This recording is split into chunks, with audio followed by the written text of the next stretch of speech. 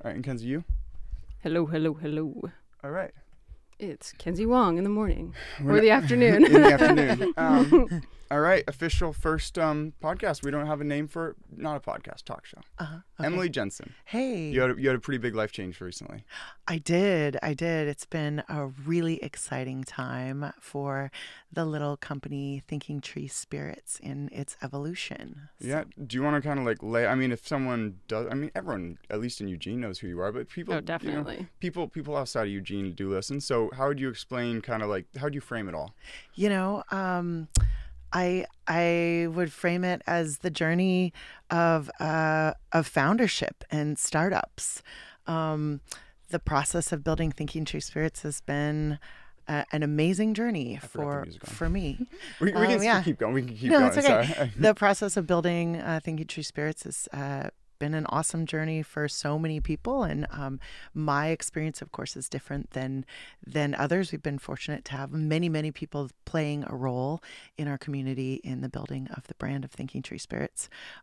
Started the brand and built the concept January 1 of 2014. Spent about 6 months really writing a plan and coming up with a vision, and beginning the process of raising capital. Did I say 2016? You said 2014. Oh, yeah, it's 2014. Been a full decade. So, wow. So, 2014, spent that year really developing the vision and finding a building over the course of 2015, bringing together a group of advisors and first initial investors.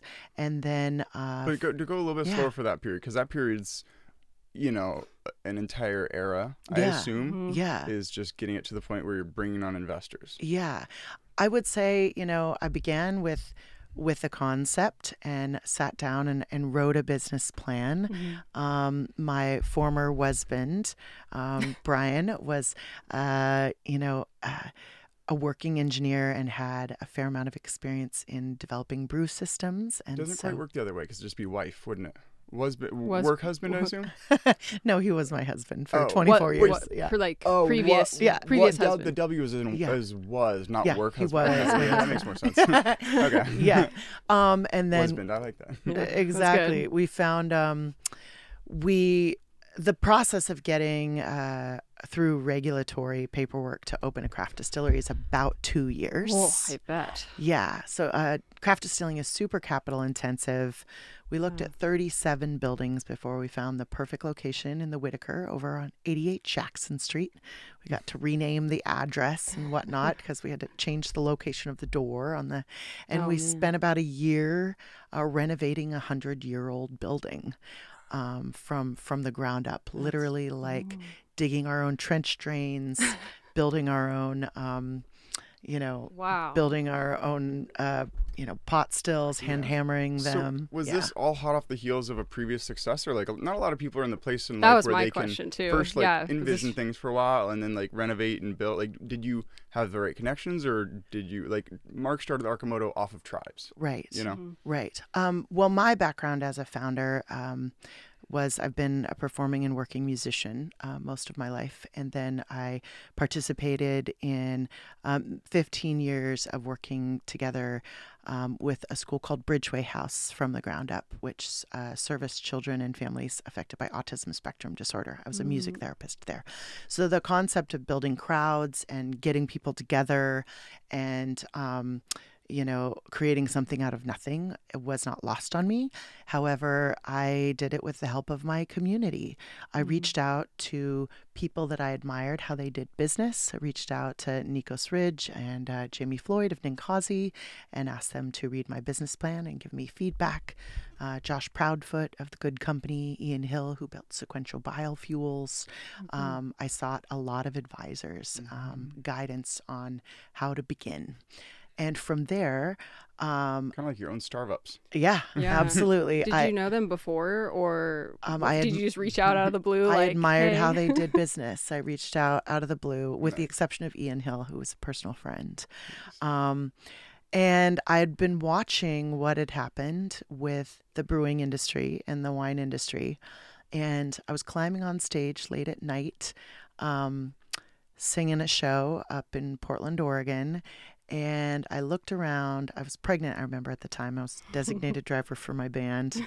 And I was thinking, before my youngest starts kindergarten, I would like to build a company, and it needs to have certain things. I want it to fit in a box, not have a shelf life, be scalable, and be willing to work for me when I no longer want to work.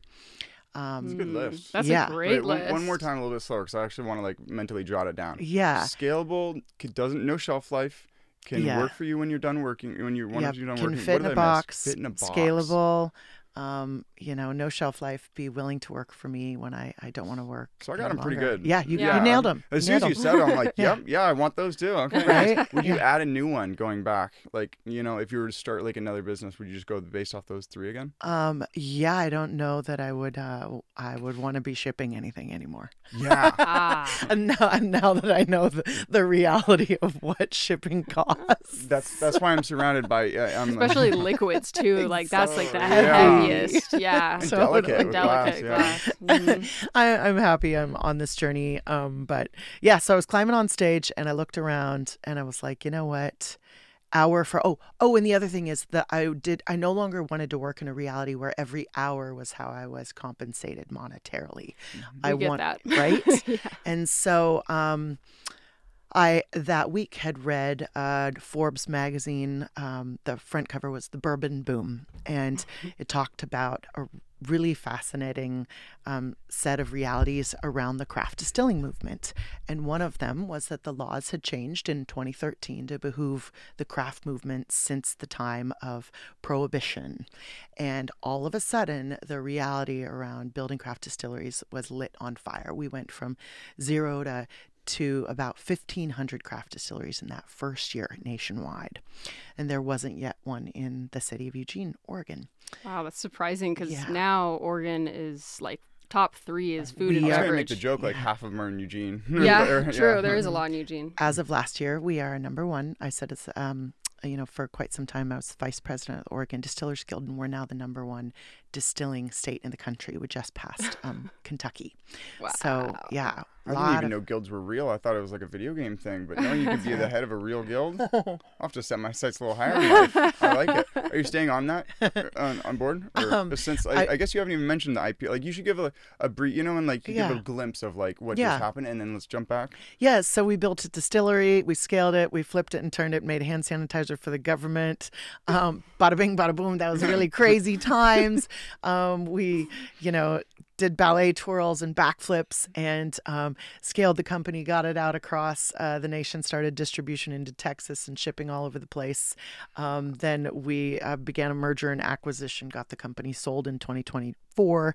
And today, as of... Or like 2024, that's now February. For people listening in a decade from now. Yep, and pushed it ultimately with a parent company, chose an acquire that was going public, and we went public on Friday on the NASDAQ. Woo! So our ticker sign for our new company is CASK, C-A-S-K.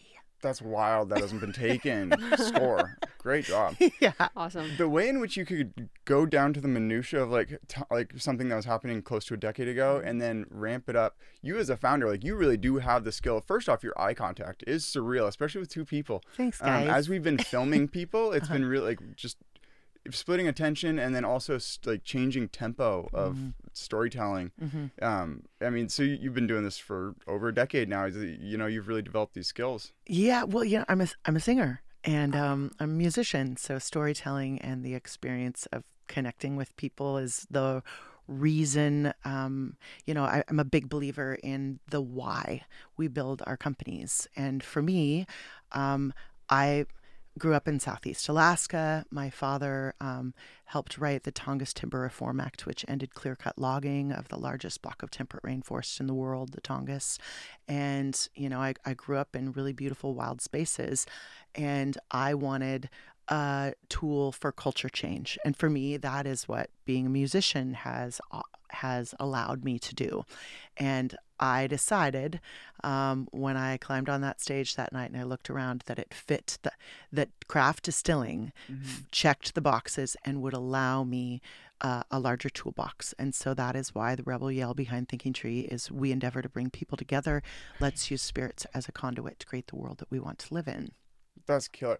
Did you have a personal role model or hero that was a musician that showed that you could change the world around you through that? Because so many. I mean, just one. Yeah. I mean, gosh, or is it really more than one?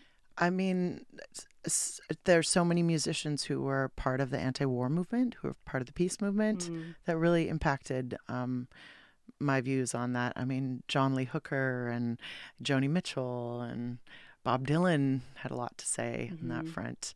You know, wow, music really doesn't have as much of a purpose anymore, does it? Like these days, like I'm sure it's still there, but like the very forefront of like pop music and like what's popular on the radio isn't. I mean, we're kind of at war today, and like there's not, there's not very many anti-war songs. You know, I think that we're going to see artists start to really expand and communicate in a whole new way in this new moment that we're in right now in history. But yeah, I do believe that I think you really have to dig right now to hear music that where people are willing to put their necks out on the line and say something that might not be popular. But I'm a big believer, like, if it's art, then you have an opinion. So yeah, I love it. Yeah. Okay, so and then jumping right back to boom boom boom back in time. Yeah.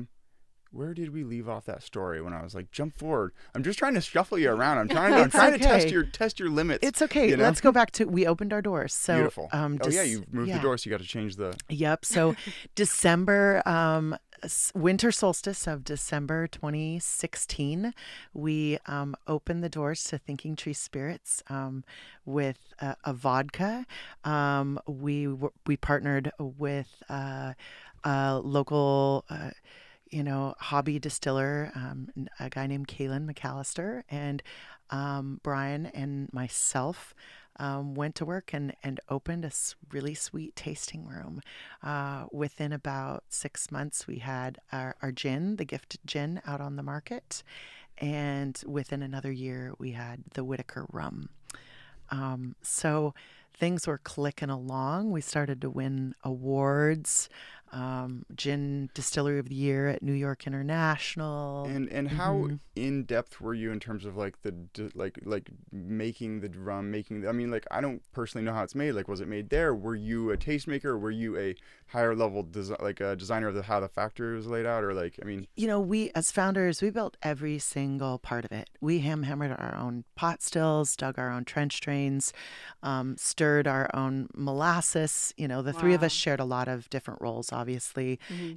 Brian's skill set as an engineer, Kaylin's background with wine and distilling was really his line item. I was very much focused on overall execution of the business, building the team, building the brand, finding the funding. Strategy. You're a magnetic person. Yeah. I mean, you wouldn't want to put that person, go dig it. Thank you. Stick her in a cask. Yeah, we all did all sorts of parts of it in the beginning, of course. And, in the beginning, like, building the gin was really fun because we'd never made a gin. None of us had ever made a gin. So we actually took 13 different botanicals from Mountain Rose Herbs and made a flavored vodka out of each one of them. A rose flavored, a coriander flavored, a star anise flavored, and then we mixed and matched them and created 8 different batches, and we let our first initial investors taste them and vote on what they wanted. So that was how we developed the Gifted Gin initially, which was a ton of fun. And this is probably before, I know Fireball isn't gin, but this is probably like, it seems like all those flavored like Fruit Loops vodkas like came on the scene, I assume, after that. Well, flavored vodka was super hot even when we were opening our doors. Okay, cool. But gin is really flavored vodka. It really is. I didn't know. Yeah. Okay, cool. But it had to do with juniper or something? It does, yeah. Gin is 50% juniper is the predominant botanical, and then the makeup can be any number of things. And gin is as vast as whiskey.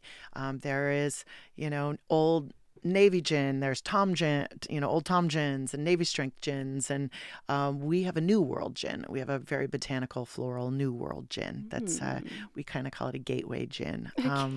It really brings people back to gin who don't think they like it. It's got a beautiful finish on it. Made our big name with that. Years later, I got a pro tip that we should really consider from a guy named who worked out with Total Wine and More, that we should lean into the butterfly pea lavender space. Empress Gin was creating a gin with this product, and it makes the gin a beautiful purple color, and then it turns pink when you add citrus to it and whatnot. So we turned out a butterfly pea flower vodka that has actually done really well. The design of the bottle, everything, it is like the coolest looking one. I love that one. Love it. I love it. Yeah. So yeah, we built the brand, opened the doors, and then over the course of 2018 or 17, 18, and 19, we were up as a company every year by like nearly 50%. Our growth rate was like substantial. In 2021, kind of a wild journey, we pivoted the company to make hand sanitizer. That story in itself is, I'll just give you a small snapshot of it. Came back from a trip and had learned that other people near me were, I met a guy in Mexico, and his partner was unable to come stay with him because he was in lockdown in China. And when I came back from Mexico, I joked around with my team, like we had a COO at the time who was like, let's make hand sanitizer. And I was like, that's a great idea. We'll give it away to the community. Well, sure enough, next thing you know, within a week, we've got the tasting rooms packed in February of 2020. Everybody's excited to come get their hand sanitizer and drink alcohol. And I quickly realized, like, we need to close our doors. This was almost a month before the state of Oregon even acknowledged COVID-19. But I was like, with what we know about this thing coming down the pipeline, we should probably be on our toes. So we closed our doors, gloved up, started selling spirits from the outside, and we were just giving from the outside, like outside the store, outside like the building, could run like a drive-through. Yeah, cool. We had literally 1.5 miles of traffic all the way down to I-5 of people dead stop coming to Thinking Tree. What else is there to do when you're locked in at home? To come get hand sanitizer. It was crazy. So I said to my team, we'll go under. We have to make this and sell it. And the team was like, we can't. It's illegal. And so luckily... it's illegal to make and sell hand sanitizer? As a biopharmaceutical for craft distilleries. So I love that government. Right? I had relationships with Pete DeFazio and some of our representatives working on legal changes to make distilling more viable industry, both nationwide and on the state level. So picked up the phone and reached out to Ron Wyden's office and said, hey, can you cut red tape with the FDA so that we can be the first distillery to legalize this process? 48 hours later, we were off to the races and running within I want to say March 7th of 2020. So that was about 4 days later, 7 a.m., pick up the phone, and it's Governor Kate Brown seeing what we're doing on Instagram and seeing that we're supporting our community with hand sanitizer. And she's like, what can we do? Awesome. What can we do to facilitate you making a project for Oregon Health Authority? It's hilarious to think that that's what gets through to the governor is just Instagram. like you know, it was pretty wild. It makes it seem very approachable. Like, it's like you did do the right thing. Well, at the time it was like, one school then became 100. I mean, in the course of days, like one food packing plant became 65. One police department became 200. And you lost me here. You mean that's how many you're supplying? Like all of a sudden, people, organizations were coming out of the woodwork ordering hand sanitizer from us directly. So what are the margins on the hand sanitizer? We actually priced it roughly. Even we priced it really, really low because it was something we were sitting on the ability, and we knew we had grain alcohol, we had the equipment to do it. But when the governor called and said, can you organize this? That became a whole different story because we were like, hold on, we might need to get grain companies to donate grain. Then we reached out to breweries. Hey, can you guys can you ferment it down so we'll have wash? We can run it through our rectifying columns. We didn't end up having to go that way, but what we did do, I reached out to other craft distillers in the guild and said, "Can you help me make 100,000 proof gallons of hand sanitizer in the next month for the state of Oregon?" And they said, "Emily, we don't have capital. We don't have investors like you do." 100,000 proof gallons. So that's just proof of concept gallons? No. Or Like no? the 100, alcohol. 100 proof. 100,000 proof gallons is Yeah. proof gallons is how in the distilling industry we measure quantities of alcohol, not 100 proof. Oh, okay. Yes, Gotcha. it's a distilling metric. Yeah. Yeah. Okay. yeah. Big leagues. But it was- Gallons. Yeah, huge Yeah, okay, gallon cool. jugs.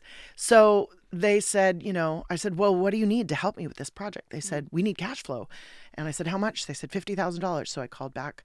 We called back the governor, and she said, "Okay, $50,000 each." And that same day, they cut our company's checks, which that blew my mind how quick the government can work if it needs something, right? And so off to the races and running. In 2 weeks, we became the first certified pharmacy distillery, and we started pumping out hand sanitizer. Went from $3 a gallon, or price of ethanol, to $5 a gallon, 25, 125. Next thing you know, it was this dogfight for getting high proof ethanol so you can make hand sanitizer all across the planet. And what happened in the course of that time was totally amazing, because Thinking Tree was in the middle of capital raise. I remember I was raising about some arbitrary number like $675,000, and we had to put the raise on hold because we stopped everything to retool our entire company to make hand sanitizer for this 8-week contract.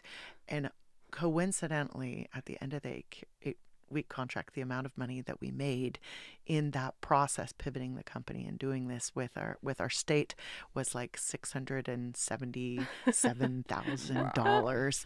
It was like the exact amount of money that we needed to raise. So it became a really big blessing for our company that we were able to like put our heads down, go to work, and for us, it was like, okay, this company can do anything. It really changed my perspective on what we were capable of as a team. Yeah, raising money in the future did it become interesting after that? Because you're like, last time you raised money, you somehow made it through product. Well, so next time you raised money, you were just like, is there any like random I guess that was an oddity. That was a black swan event of Yeah, you probably couldn't have guessed that was no, gonna happen. No, nobody knew COVIDian times would come or what they would mean. That was You wild. know, Yeah, anything would come. yeah, I mean, at the time, it would have been our third capital raise. And so, craft distilling is super capital intensive industry. And we went on, had a banner year of course, in 2020. And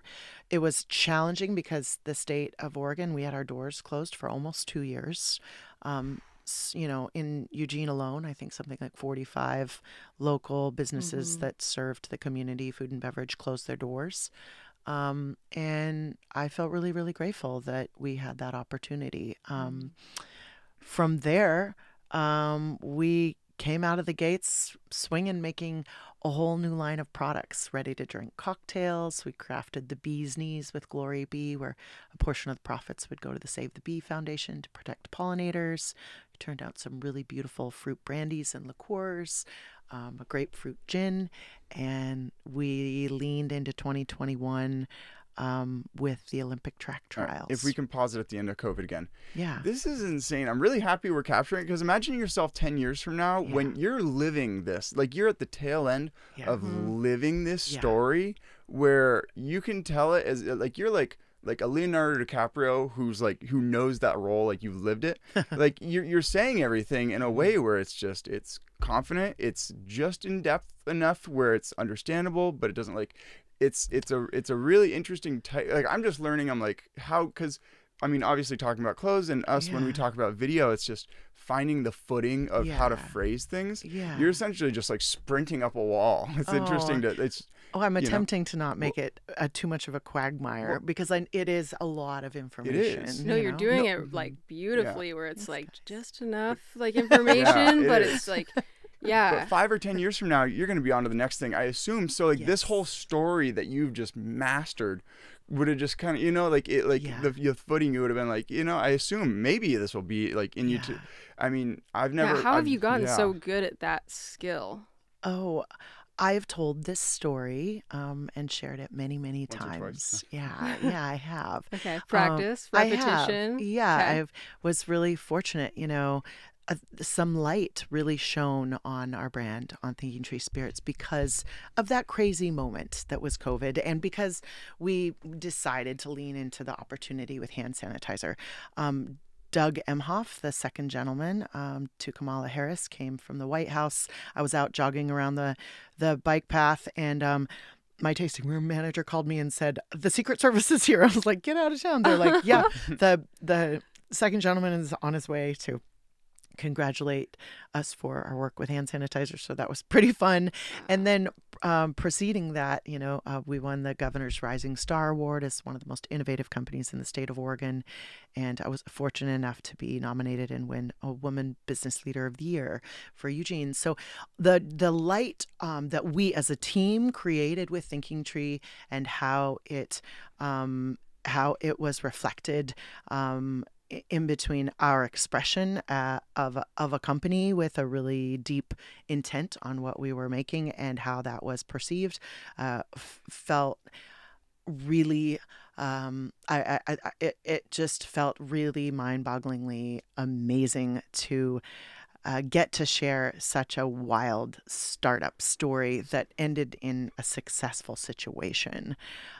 So 2021 hits, supply chain shortages are everywhere. Mm-hmm. The economy's in a slump, sliding downward.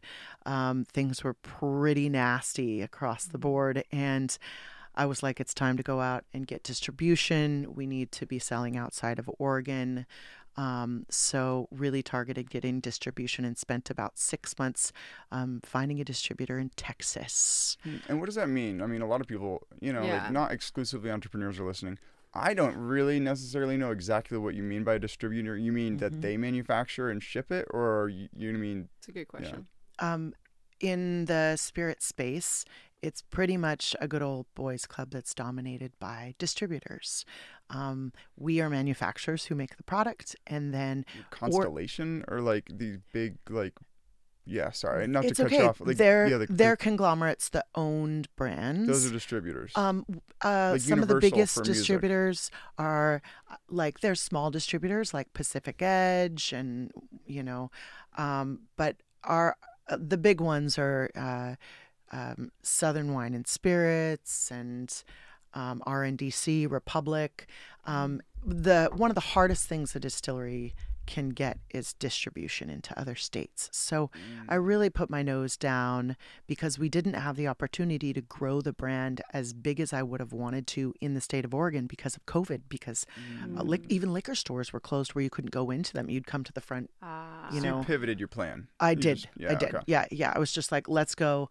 Thirstiest state, biggest state, Nice. More drinkers in the state of Smart. Texas than there are people in the state of Oregon, and just went head on into Dallas. Within the first 6 weeks of having our distribution there, they were ordering more gin than we had sold to the state of Oregon an entire year. Oh. So we had this big opportunity with our distributor to cultivate that. Yeah. How much was that shipping line, or like at what point would it almost make more sense to just manufacture it down there? Or did you?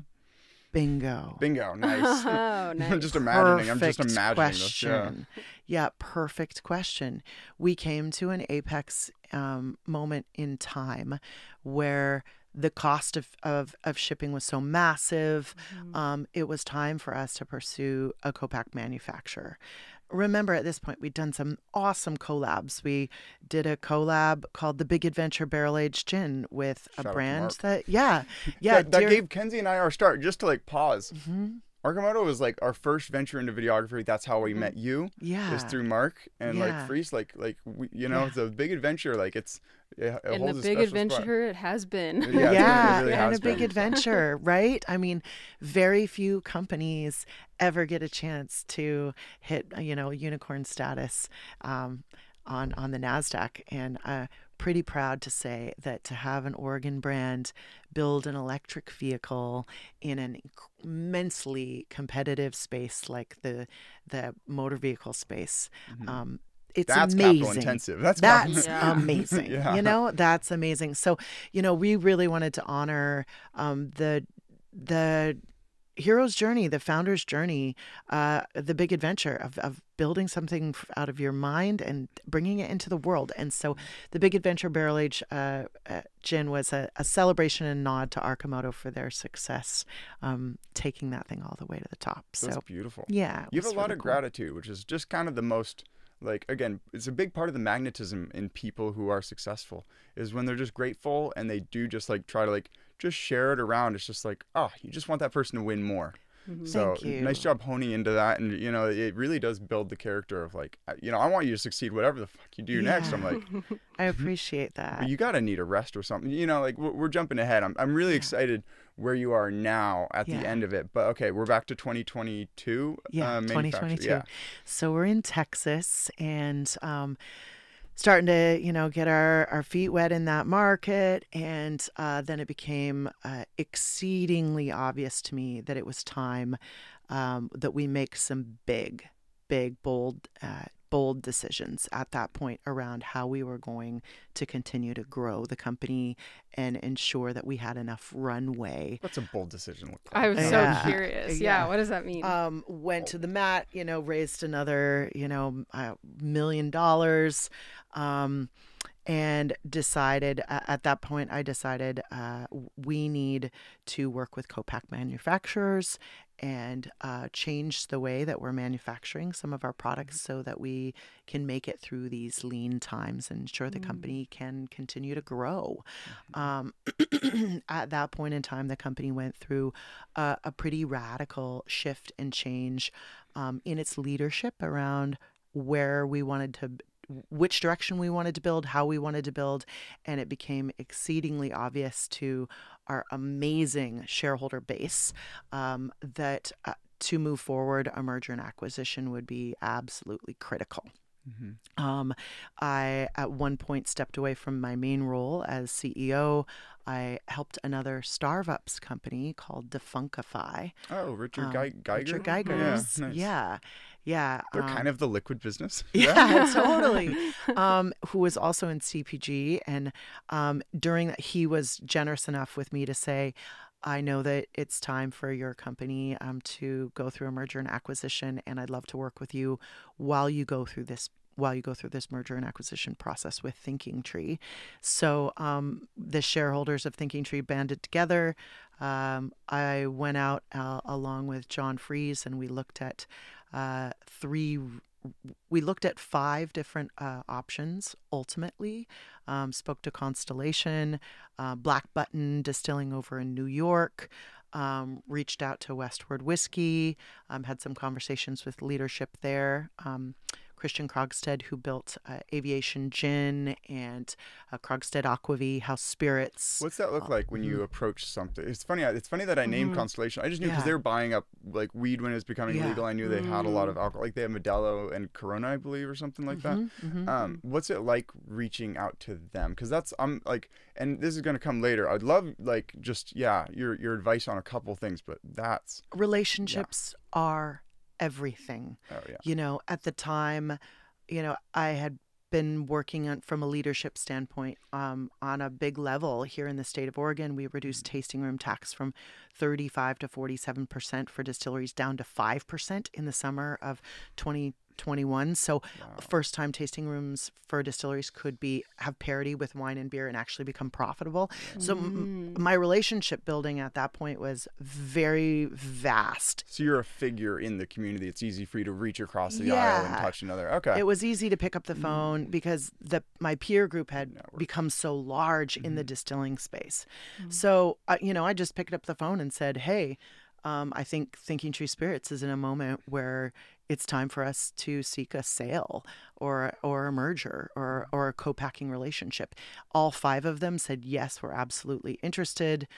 We pared it down to 3, which became 2 actual viable opportunities. Spent a day up with Ron Dodge at Hood River Distilling, touring their space and checking out their scene. And then ultimately met with a fellow Alaskan from back in the day, Justin Stiefel, who owns Heritage Distilling Company, which is based out of Gig Harbor, Washington, also manufactures here in Eugene, Oregon. Wow. And that ended up being the ideal fit for us. That's incredible. Yeah. Was it just like love at first sight, or essentially a connection? Like, hey, fellow Alaskan, you build stuff in the same place, and then, what is the dance? I assume it's like kind of a tango of like, hey, here's what we look like. I mean, you're essentially just showing all of your internal. Yeah, everything. Yeah, everything. Everything. You share everything. Yeah. Yeah, you share all your strife, your trouble, you open up the insides of your accounts. So what's that like doing that? Because I mean, for the most part, you keep it a little bit coveted. I feel that real growth can only come from ruthless self-awareness and vulnerability, both as a founder with yourself and with what you are building in your company, because to do it right, you have to be on the same page, especially when you're going through a process of an acquisition, which is complicated and it involves a lot of moving parts. I'll tell you why I chose Heritage.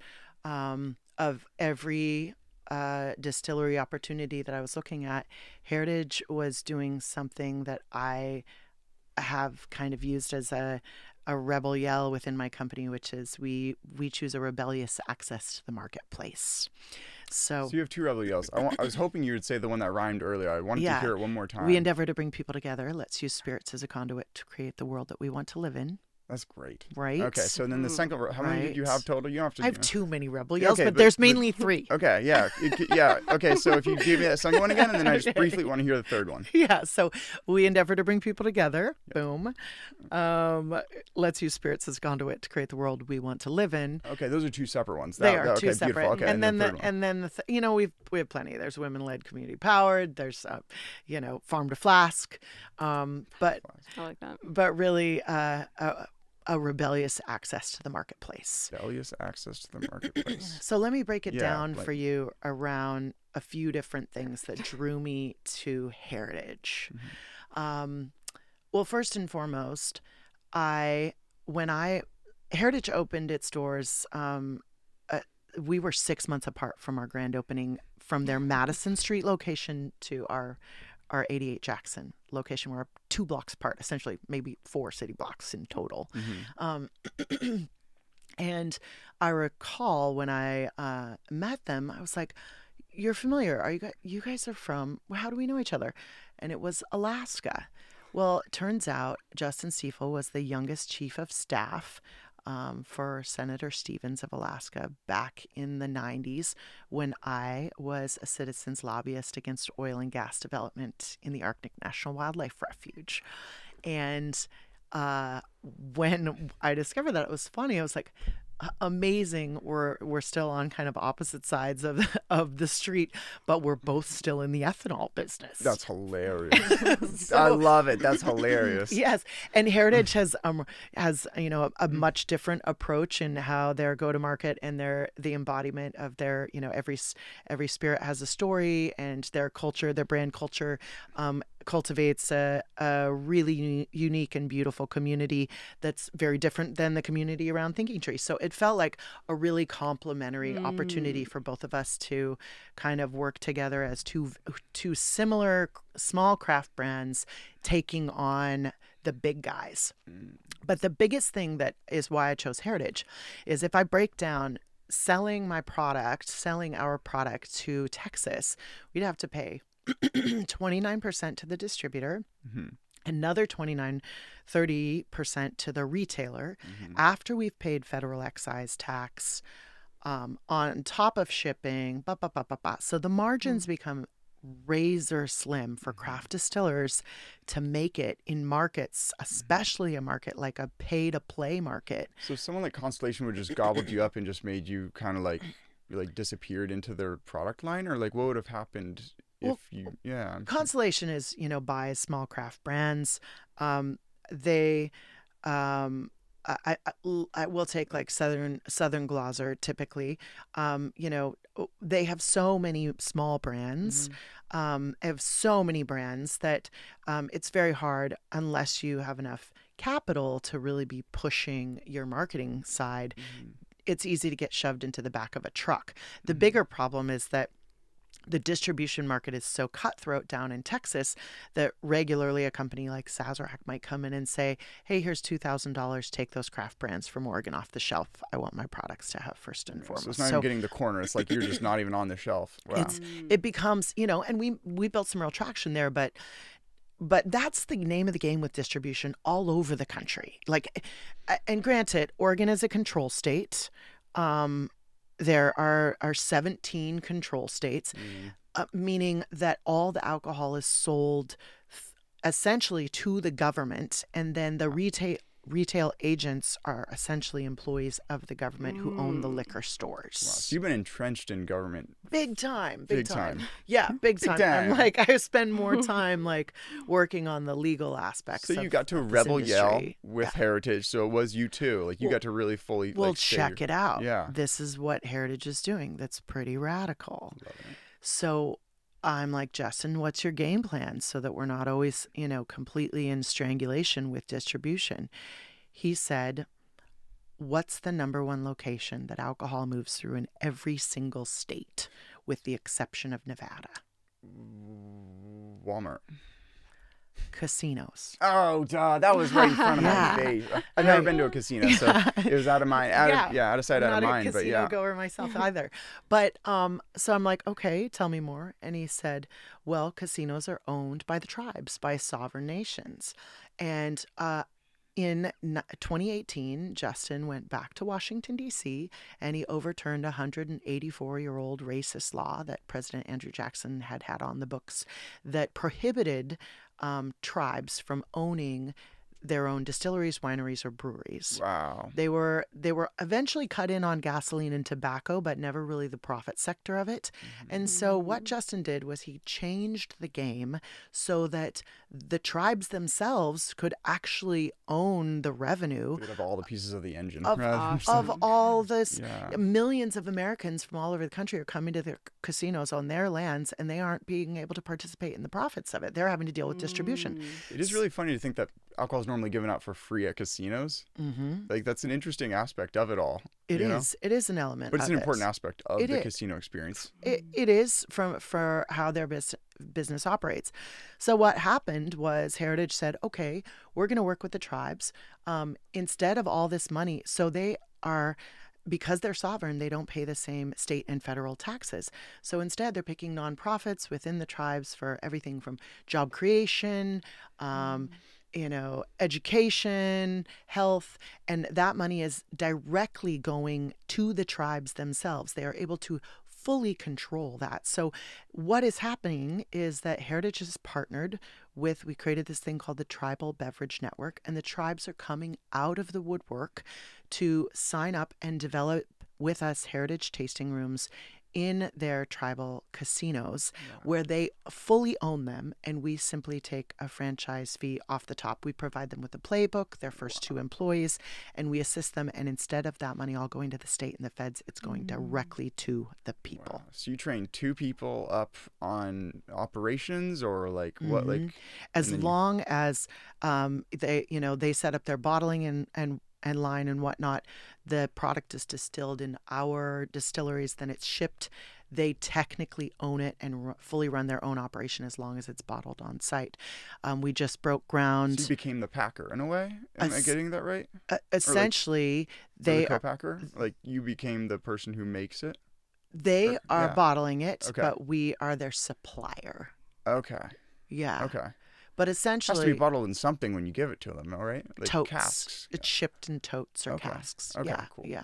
So they develop their own cask clubs, so on and so forth. But what I think is really important and unique to remember is that this is changing the game with distribution, because now we just broke ground with the Tonto Apache in Arizona. They'll be opening a Heritage tasting room this year. We just opened in Washington the Still-Quamish Heritage tasting room. Coos Bay down the Mill Casino in Coquille with that tribe is opening a Heritage tasting room. So we essentially are taking kind of a Starbucks model.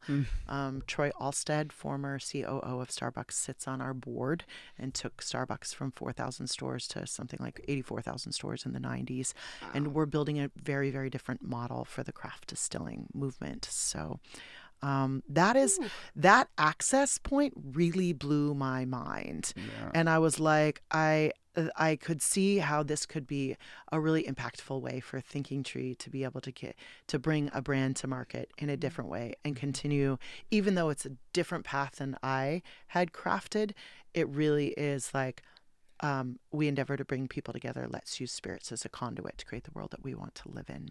So no matter good, bad, or indifferent how you feel about alcohol as a product in itself, the reality is, in the state of Oregon, it is the third largest generator of revenue for the state is alcohol. Mm-hmm. So gosh darn it, it better be doing some really great things, right? I love that. So that's fascinating. Mm-hmm. You live in a world that I've never even considered. I mean, I bought a 18 pack of Modelo 5 months ago when someone came over, and like, cause just alcohol is not in my world, so like all of this is just so fascinating to think of.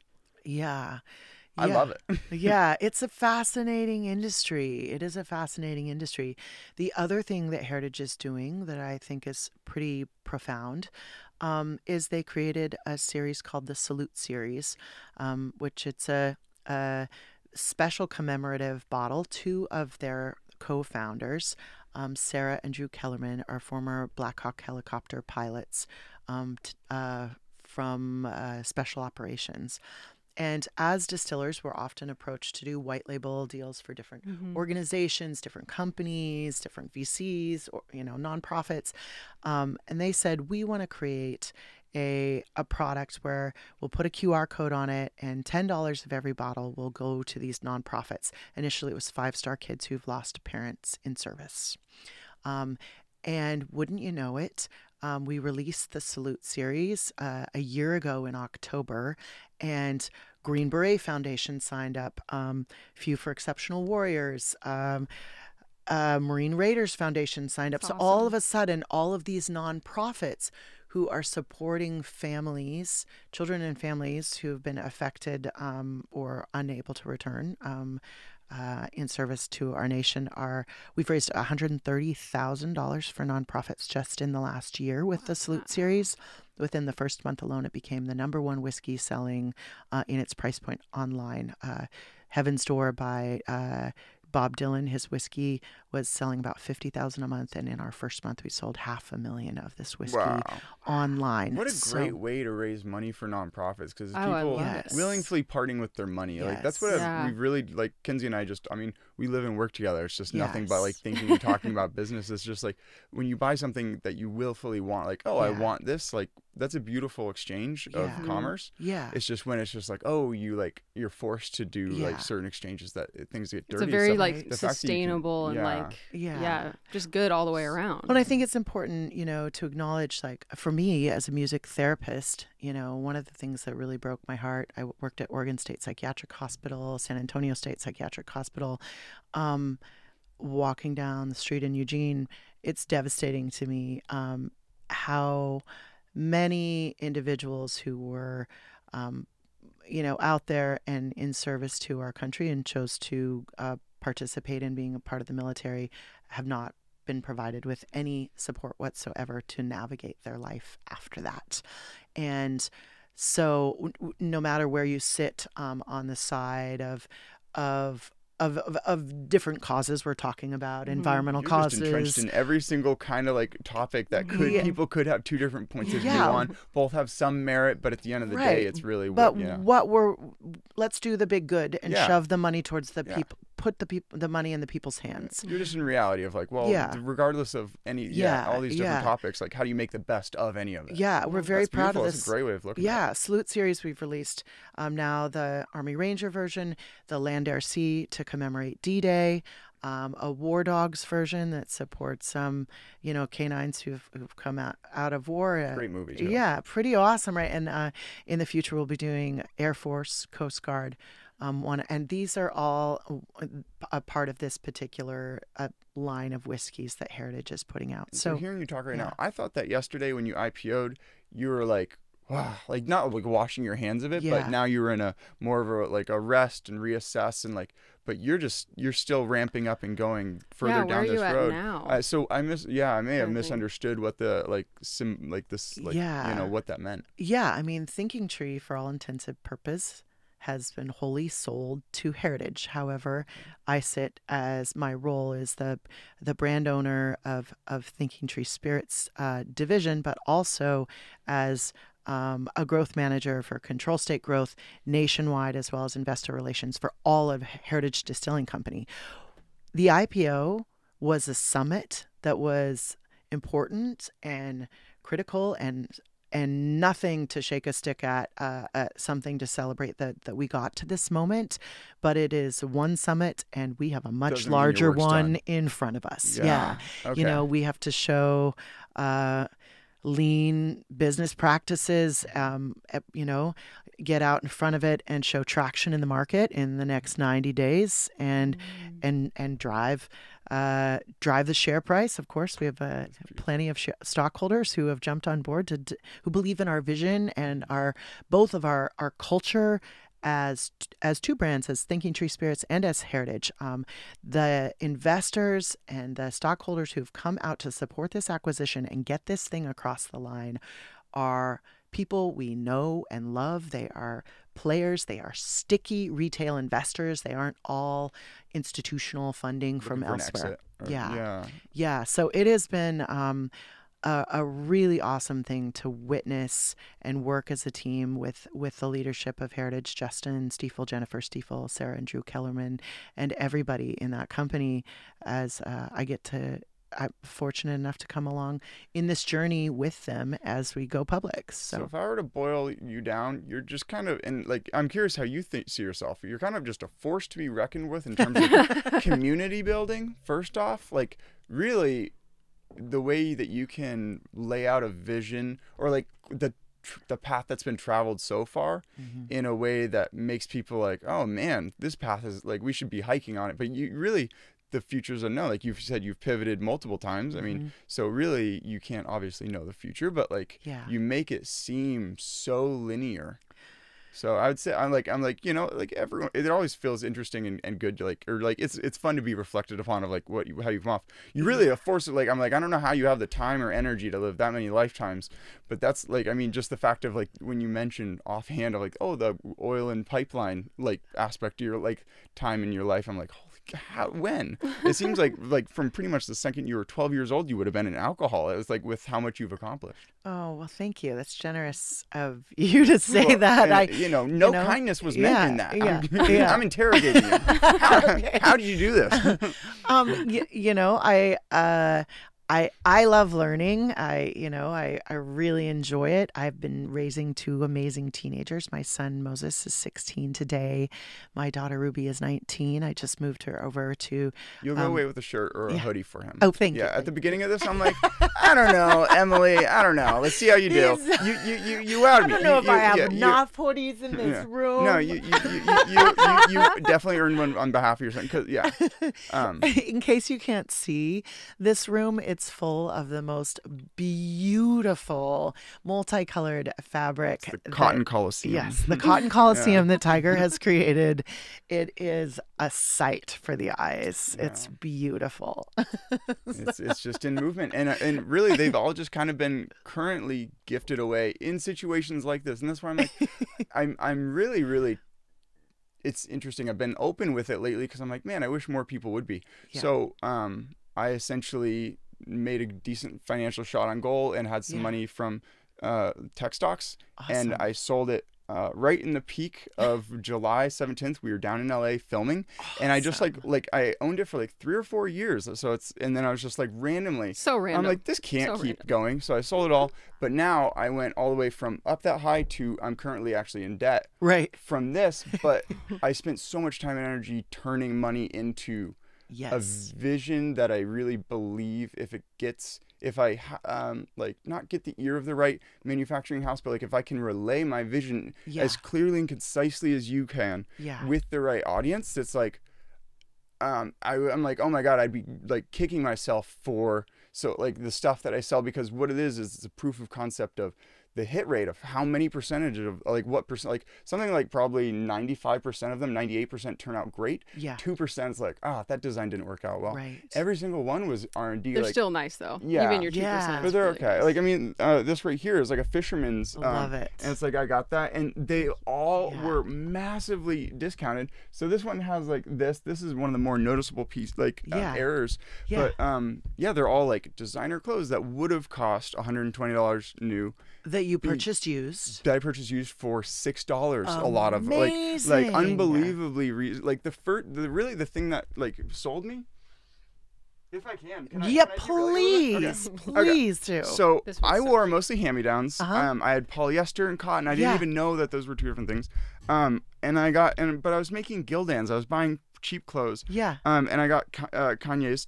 Speaking of, you've used the word vision multiple times. Yeah. So this is the only branding you had on the whole hoodie. And this is a perfectly purple hoodie. So here's 3 of them. Okay. If you want to see these. Normally they come with no design whatsoever. Okay. I bought it, and it improved my quality of life. I lost chronic pain. I like muscle fatigue and like stuff went away, and I started realizing it's not like necessarily I'm not allergic to polyester, but it made me chronically in pain. Yeah. And so essentially I'm not surprised by that. Yeah. So I just became almost like a preacher of like, everyone should just be wearing cotton. All the time. And then when the opportunity to essentially buy pieces that like on their own merit of just like how much people bought the blank piece was like people were happy spending $120 on that shirt. Right. I'm like, okay, so if I can get it for $6, some of them $20, some of them more, and then I can add a design, and really it's just like I want to show it's like, hey, you may not use it for this. Some people may use it just for a hoodie pocket. Yeah. Some people may use it for the inside. It's like amazing fabric. Yeah. So I just want to find what. And it's all sewn and grown in the U.S. Wow. Cool. Right on, guys. Yeah. So cotton, organic. Grown on organic farms in the U.S. Yes. Sewn in L.A. It's like for a T-shirt to have this feel is just, and it's all single stitch. I'm in love. How would I not keep buying it until? I'm crazy about it. Honestly, I think it's absolutely a slam dunk of a business, and it just starts with a beautiful product that people will want. I mean, I want to pivot for a moment and say, let's talk about startups. I'm super passionate about working with founders. I would not be sitting here in the position that I am sitting in without the support of Startups, which is 386 companies that peer-to-peer mentor each other from end to end, from pitch deck beginnings with no money to full merger and acquisition or exit. John Fries, Mark Frohnmeyer, Matt Baudet, Richard Geiger, the mentors that supported and had my back and got me through the hairiest, scariest times of Thinking Tree's evolution. It's funny, I didn't hear any hair or scary in that whole story. So again, you weave it into, it seems like well planned. Yeah. It is not possible to build a company and you put your blood, sweat, and tears into it. You leverage your own lines of credit, put your name on your credit card you're building a company with before you have lines of credit. You get friends, family, people investing to build a brand, bring it to market, and get that thing actually sold. Less than 4% of startup companies are ever sold. 96% go under within 5 years. So Thinking Tree's story is one heck of a win. With that said, that we built a brand, and it's going out to grow into our world. This. You should apply to Startups. First of all, we would love for you to apply. We have a meet and greet here the second Wednesday of this month at Thinking Tree Spirits. And then in January is the application time. And we are for founders, by founders, founders only. And this is a rad product. I appreciate it. Yeah. I like to think of it as, and it's not necessarily mine, Steven Smith, who helped Kanye design the Yeezy foam runner, he creates objects of desire. Okay. And I'm like, that's like, I mean, honestly, and the reason I don't sell them, because I'm like, it's very cool. I just love it. And a lot of the clothes that I make, a lot of people are just like, oh, I want that. I'm like, if I sell it, I don't have it. And it's proof of concept of, I just want to, I don't need to be necessarily the person who's like, it's mine, it's my company. I'm like, I want to find someone who has a pre-existing manufacturing. Okay. Like, all of this was made in 2 months. So like, we got back from filming in LA mid to late July 19th. Okay. And by the end of October, all of these had been made. So I made over 500 pieces in that backyard. One person in that backyard with, in terms of the amount of money I spent on tie-dye or bleach or anything, was $660. So under $700 to add a design, a full-bodied design to all of these pieces. Because the world I came from was, it's funny enough, I bleached this one too, but is adding just fun like screen prints over it.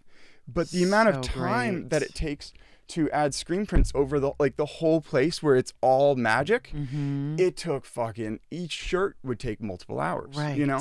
And I loved it, but then it made it like, that's not scalable. Yeah. And it's really relying on me because the odd placement is like, oh, it's, you know, but this bleach, there was no conscious thought. It's just, I developed a process. I filmed the whole thing. I have 300 hours of footage of how I made each one. It looks like true batiking. It's really, I don't know what that term means, I guess. Batiking is a type of dye in which people take white cloth and like tie it in rubber bands and whatnot and dip it in multiple colors to get this an effect that's quite similar to this. But this is intergalactic. I mean, this really is some Eagle Star Nebula business here, right here. I love it. Like 2 more. Oh my goodness. I don't know how I'm going to pick one for Moses. They're just too awesome. And like this is one of my more favorite ones. Oh my gosh. Because like specific areas, right? And so yeah, I'll find those ones there. Okay. What those are is I have another one that I essentially, when I get a certain design, such as like this or this, I'm like, okay, if I have 2 pieces with it, I pick the one I like more, and I'm like, that's the proof of concept that that sort of design is possible. Right. This one turned out so much different than any of the other. Nothing on this side, so I'll have to add a screen print. Right. But the back's just like a sea turtle. Super lovely. I'm like, but essentially I'm like, the path in front of me is so unknown in terms of like. But I think that's the boldness thing that we're talking about with founders, and that's what both of you are, you know, Kenzie and Tiger. Like, I think there's a certain level of craziness that people assume of those of us who are like, I'm going to live by my own rules. My life is my one precious life, and I'm going to live it in the way that suits me. And that means I strongly believe I can go out and create something.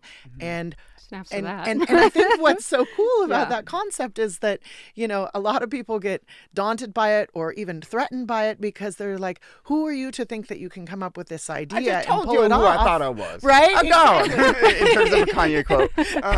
Exactly, right? Yeah. But we actually have to like envision the idea, raise the money, figure it out, make the product, put it out there, actually bring it into the market and sell it to actually say, and now see that vision that I made with my mind. Now it is an actuality.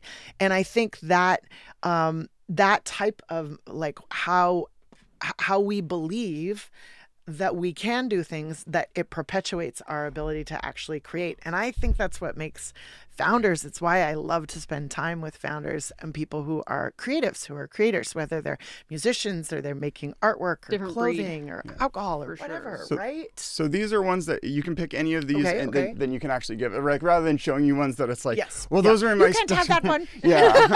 It's been for sale. I hear you, totally. Someone's been over here just wearing a shirt. They're like, I'll give you $100 for something. You got to take it off, man. It's been interesting because it's been like some of my more favorite ones. Right.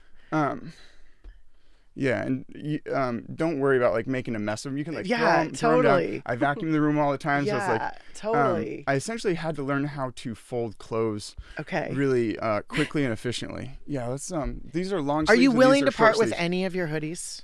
Any of my hoodies? Yeah. Yeah, like a single layer or double layer. Are you looking for a double layer hoodie? I'm not picky. Okay. Oh, then yeah. I think Moses would dig these like Kanye brands that you're talking about and all that jazz. But I don't know. All that jazz. You want hoodies? Yeah. And I'm not picky. You're being really generous. I'm not picky. No, but it's fun to pick them. Right. Oh, these are crew necks, I think. Are these crew necks? Or no, one of them. Oh yeah, they are. One is okay. So there's some hoodies right there. Right. These are cute. I didn't even know these existed. Okay. Okay. Now we're talking. Now we're talking. These are slick. Gosh, these are slick. Yeah. I'm excited. Right? It's fun, just the different, I know, it's these ones I would have kept for myself, but they're too big for me. They're too big for you, right? Yeah. And you can obviously keep one for yourself if you want to. No, it's okay. Thank you, though. I mean, yeah, these are actually really awesome. Really awesome. Oh my gosh. Yeah. Oh my gosh. Do you mind if I flash you? No, not at all. Oh my gosh. Are you kidding me? That's awesome. And these are the I'm okay giving away pile. Yeah, totally. I think Moses would love this. Cool. It's yours. Thank you. Yeah. Oh, it's funny. So I replaced the string of this one with a retroflective string, I believe.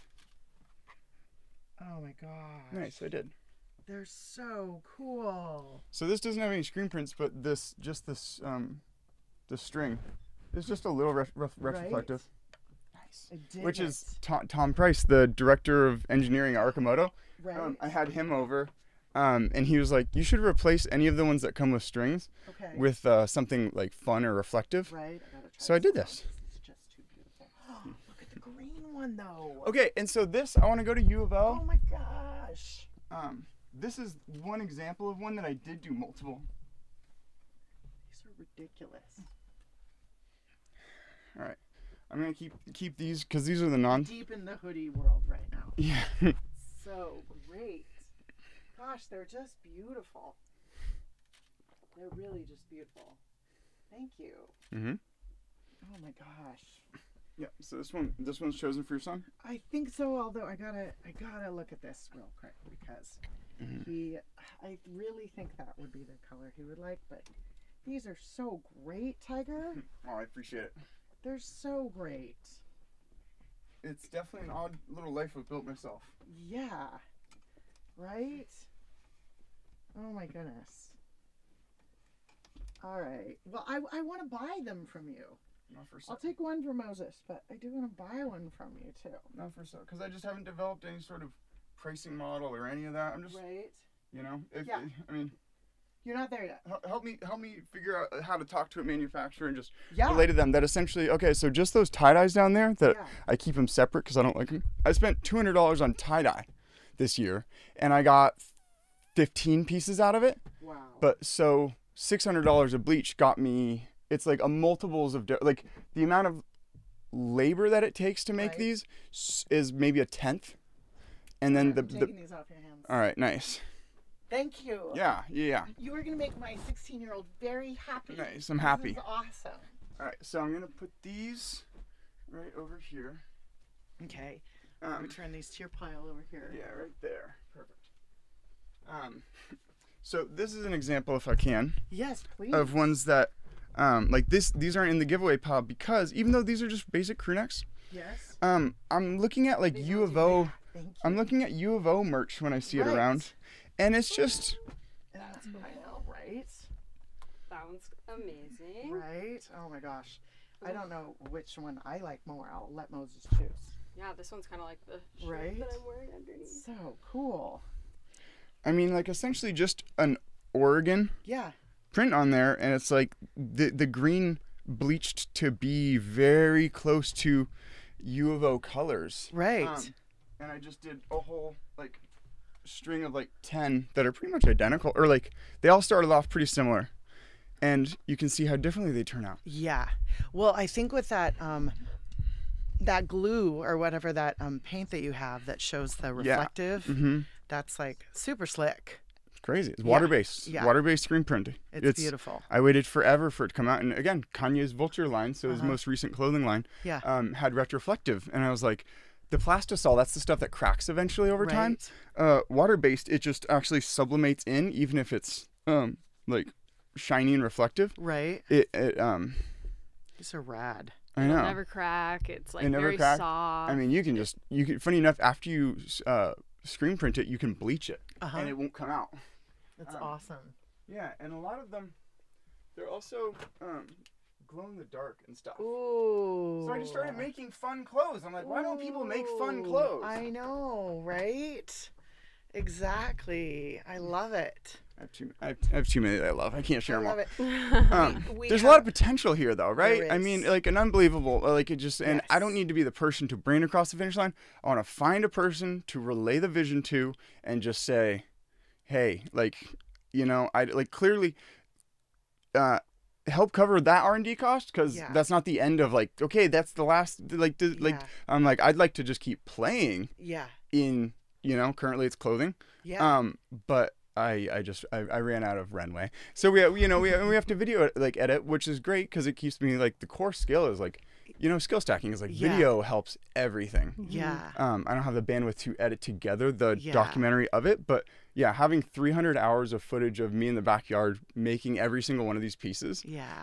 One day it'll play into. You would love my son. We were actually talking about this over lunch for his birthday lunch, and I was like, "What are you enjoying in school the most?" He was like, "Photography," but he is somebody who's always been into apparel since he was 6th grader. I gave him a sewing machine, and he would like cut apart all of his pants and make like big, cool, long skater pants out of. Or he's always wheeling and dealing used clothes as well. Love it. And his name's Moses, and he's a ton of fun. Invite him over. He can come on the show. He's gonna enjoy checking this out.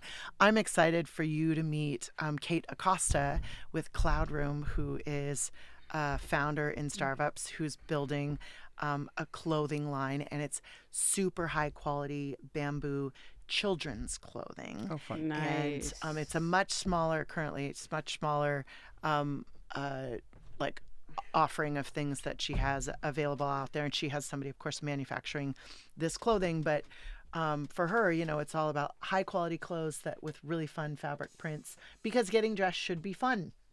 And we've been talking about that a lot, but I just do think that there's so much support within the entrepreneurial network, especially here in Eugene. Anything you want to create with this thing, it's just a matter of like making the right connections and having the right support and getting the right, meeting the right person. This is amazing. I appreciate it. The catch-22 is I haven't gotten out of the house in a year. You know, because I mean, essentially, and that's like when you say like, oh, you have to like just live on your own life.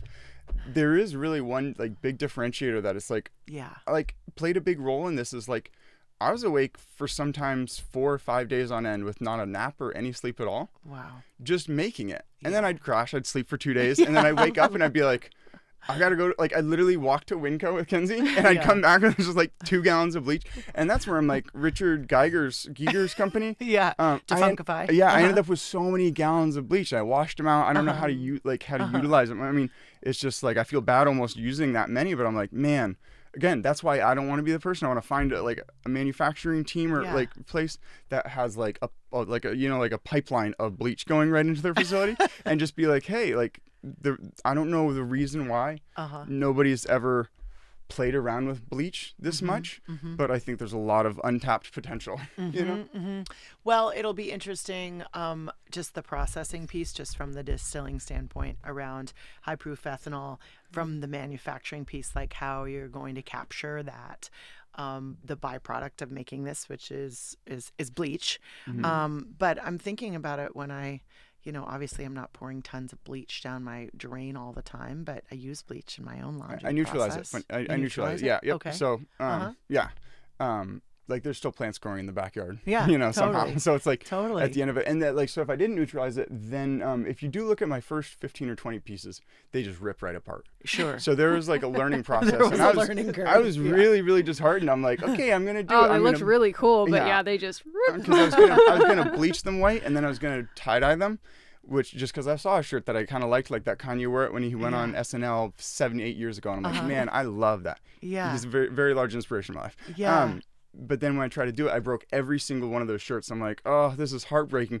Yeah. But you just have to lose money or product when you're in the R&D process. Yeah, that's a part of it, right? So I made it over that hurdle. Cost of doing business. Yeah. Yep. And now I feel just really confident that I'm like, cool, I can get a string of clothes. Well, you have a repertoire and an arsenal of things that can be, I mean, the fact that you filmed the making of all of this, the story of this brand is like ripe and ready for you guys to tell, because I don't think you're going to have any problem selling this stuff online.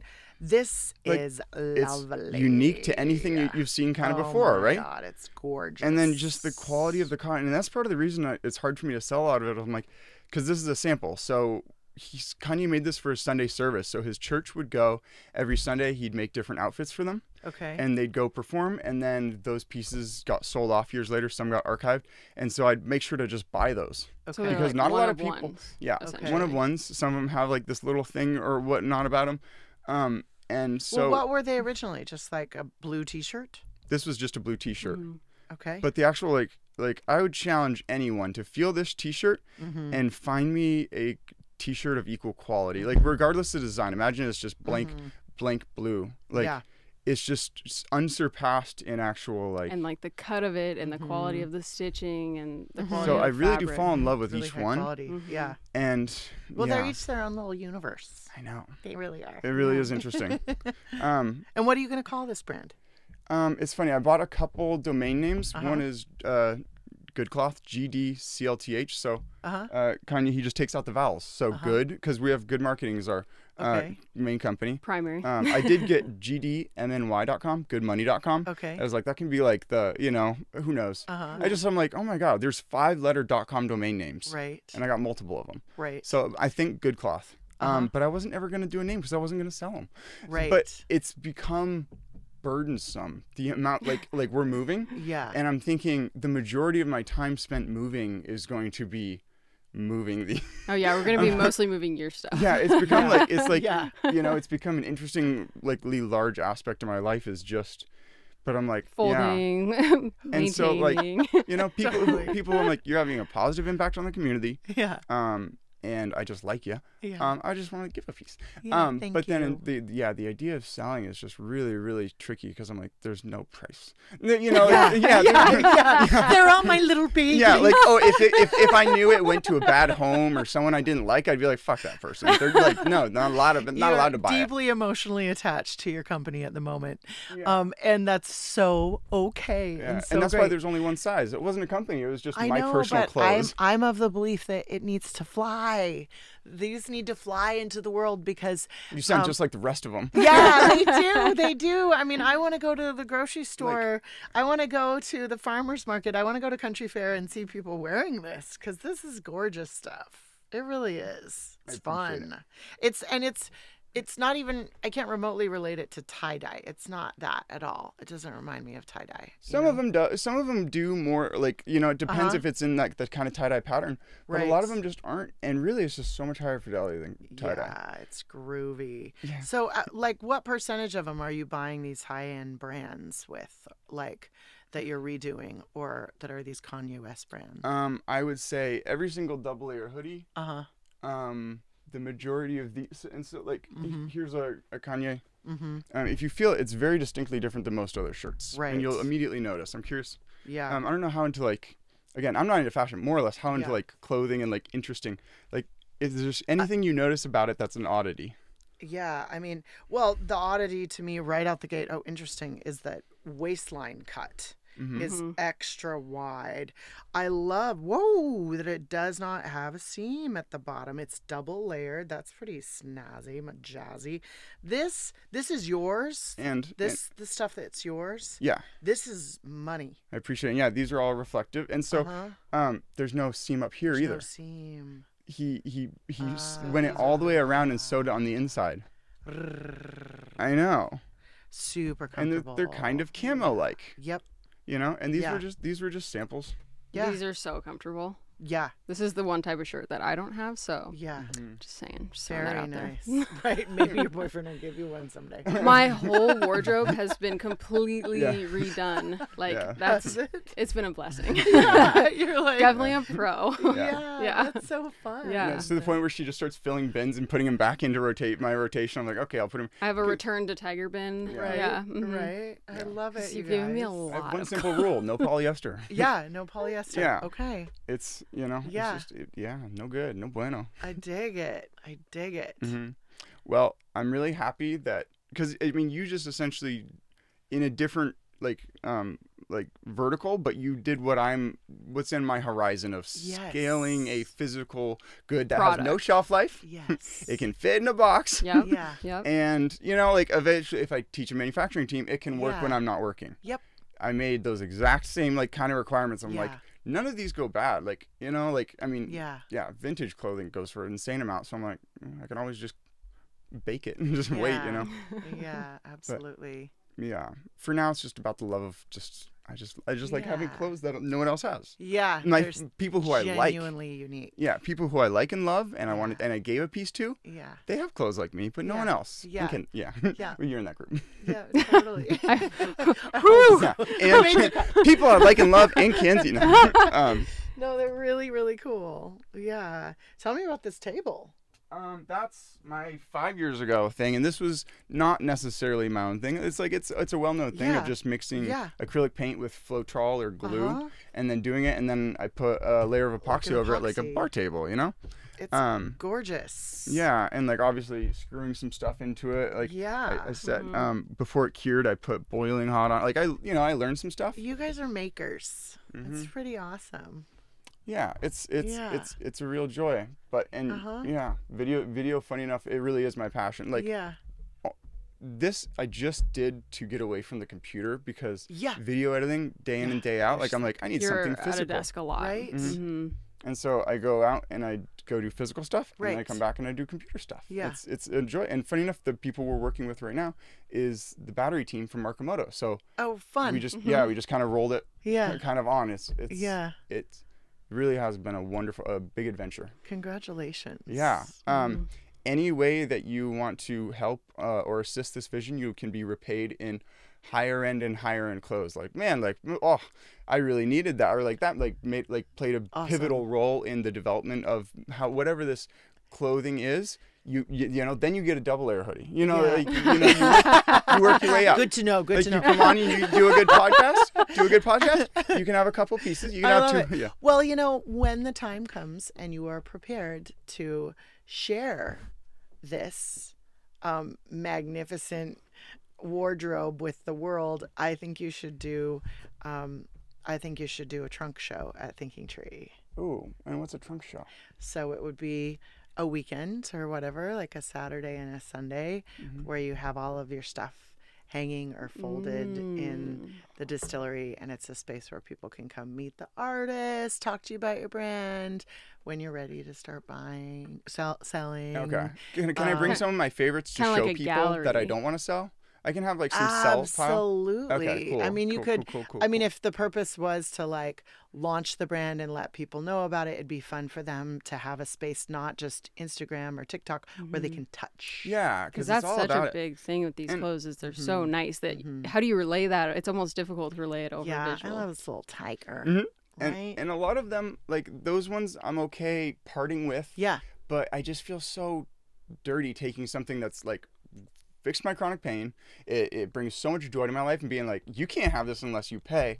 And for some reason, just getting people off entirely until like you do. So I do want to eventually figure out how to go to a place and be like, oh, this costs that much. Yeah. And I'm thinking of just having pieces that are lower end be like really inexpensive, and pieces that are like really, really near and dear to my heart just be really expensive. Or it's pricing is an oddity. Pricing is an oddity, and I would say the riches is in the niches. This is not a bargain brand. This is something radically unique, special, this collector's brand that you're creating. So treat it as such, right?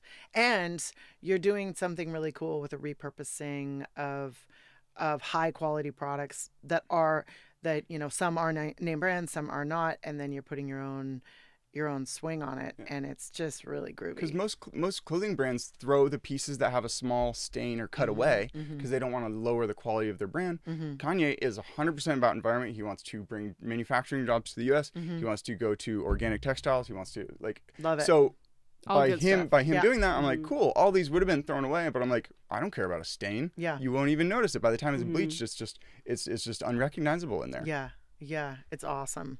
I appreciate that. It's really awesome. Thank you. You're so creative. Yeah, a trunk show sounds great. Like I could bring some stuff. Yeah. That I'm okay selling, but really I just like to connect with some people. Like someone's bound to know a manufacturing really, like LA Apparel, we went there, so Yeah. that's the company that makes it. So when you say like some of it's name brand, like Kanye makes all of his clothes at that manufacturing house. Okay. So all of their other stuff, it's like the same cotton, the same. It just they help him like mass produce it. they help him mass produce it. Right. Kanye just picks the exact cut Right. and quality. But I'm like, some of the non-Kanye clothes are equally as good as the Kanye. So that's the interesting aspect of it. Absolutely. Oh yeah. Look at that. And you know something interesting about the glow or the retroflective that I didn't realize for a long time is, so if you see it and you have to hold it right in front of your eyes. Is it retroflective right there? Yeah, for sure. It changes with the color. It's really, really groovy. It's interesting. It looks crazy on video. Yeah. I bet. Okay. Well, yeah. Hey, if you ever meet someone who's just like, hey, I just have this manufacturing clothing thing and I just want to partner with someone, now you know who to call. Yeah. No, heck yeah. I think there's definitely, people you should talk to if you're really wanting to kind of expand this thing, because it's beautiful. It's really beautiful. And I love your passion for it, and I love your desire with it, and it's awesome. It's really awesome. I'll take it.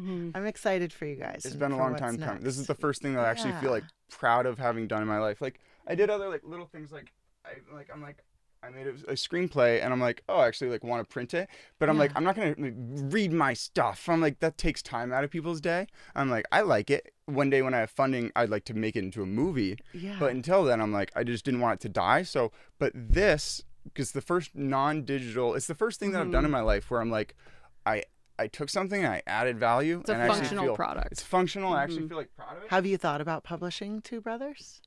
Two Brothers. It's just up on Amazon. Like, I mean, it's just not worth it's on reading. Amazon? Yeah, it's just really easy for anyone to print. Like, I have an album out. It's horrible. I wouldn't listen to it, but I'm like, that's how I learned audio engineering and stuff. It's like, it was all just like learning skills.